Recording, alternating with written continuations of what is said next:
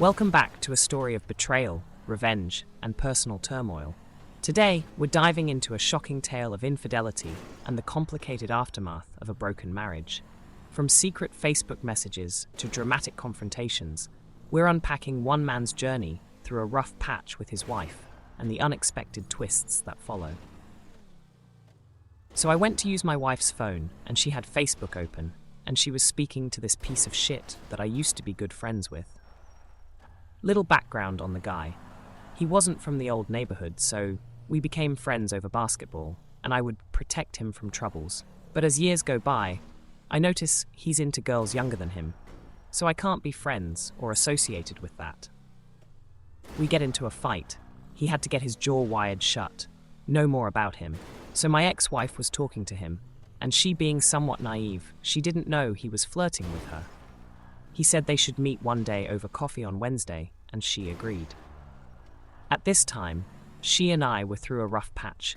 We got married young at 19, but I thought she was the one for me, and we've had 3 kids since then.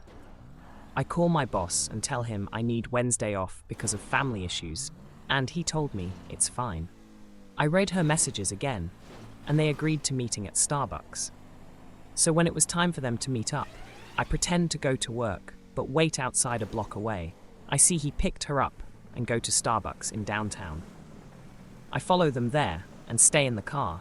At this time, I'm texting all my friends saying the old me came back and what's going on. 2 of my friends are lawyers, and thankfully they helped me write up a separation and start the divorce papers. I follow the pieces of shit out of Starbucks and see that they are going to his house. Now I just park and give it 2 minutes before I knock on the door.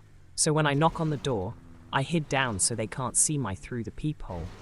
And when I hear the door opening up, I barge in, and he looks at me like he saw a ghost. I saw my ex-wife in her bra, and all I say, "So this is what you do in your free time?" I leave. She chases me outside, crying, saying how she doesn't know what's going on with her, how they didn't have sex, but I quickly told her fuck off. Don't come back to the house, and if I see you with him, ask him what will happen.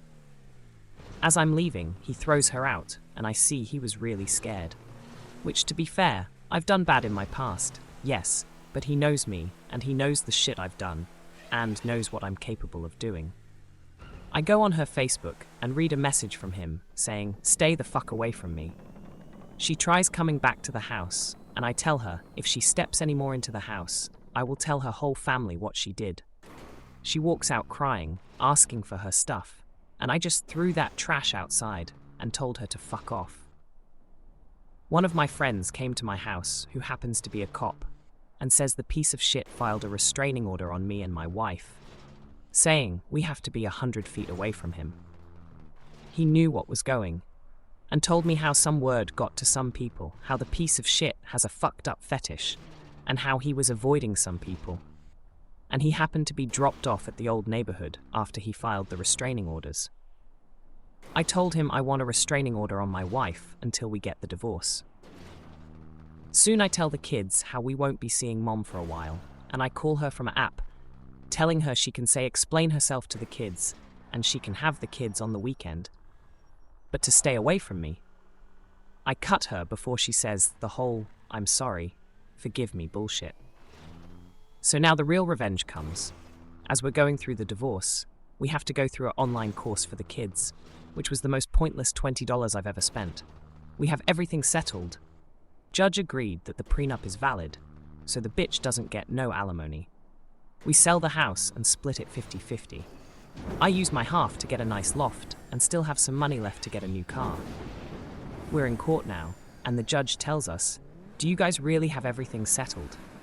I'm happy I'm saying yes, but she decides to burst out crying again, saying she's not this and that. And thanks to that, we had to go to child support, where kids have to say where they want to live. I thought about telling them how mommy doesn't believe in Santa Claus, but I didn't. I accepted the weekends to have the kids, because since she didn't really work, and she went to move back to her parents, who have more than enough money to maintain all of the kids. But because of my job, I can't pick up 2 of them from school and keep a 2-year-old at my job. But I was happy. Her little sister came over to drop off the kids and asked me how I was feeling. Quickly used it to my benefit and told her how I felt lonely and sad because I lost the one true love in my life. Her sister stayed over and made the kids and I dinner, and she stayed after to talk. And I told her how much I missed being with her sister, but what she did isn't forgivable, and she was agreeing with me. And then we started kissing, and it led to sex. I started working out and get into better shape and maintain a bit of a relationship with her sister, until I FaceTimed her one day, and my ex-wife was around, and she heard my voice. And all I heard was them two arguing, how she betrayed her, and how my ex apparently told her to see if there was any chance to get back together.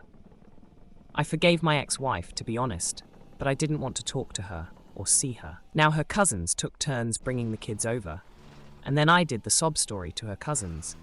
And one of them, I started to be FWB with them. Then my ex-wife came over once, but I told her to stay outside, and she's not allowed inside. She tried saying how she's been to therapy and how she's a new person and just wanted a chance. I forgave her, but she started to make me mad because I was just done with her. I accidentally blurted how I slept with her cousin, and she started to cry, and I left her outside to cry. Now I've moved on. I have to be with two girls who I'd date any one of them. I'm still young, only 29. My ex-wife had gotten in bad shape while I'm going to the gym and working on myself constantly. I mean, I do miss a lot of the things she's done for me, but what she did was bad, and I'll never let it go. Thank you for listening to today's jaw-dropping story unfold. Remember to subscribe if you want more true-life tales of drama, betrayal, and personal triumph, and hit that bell icon so you never miss out on these gripping narratives.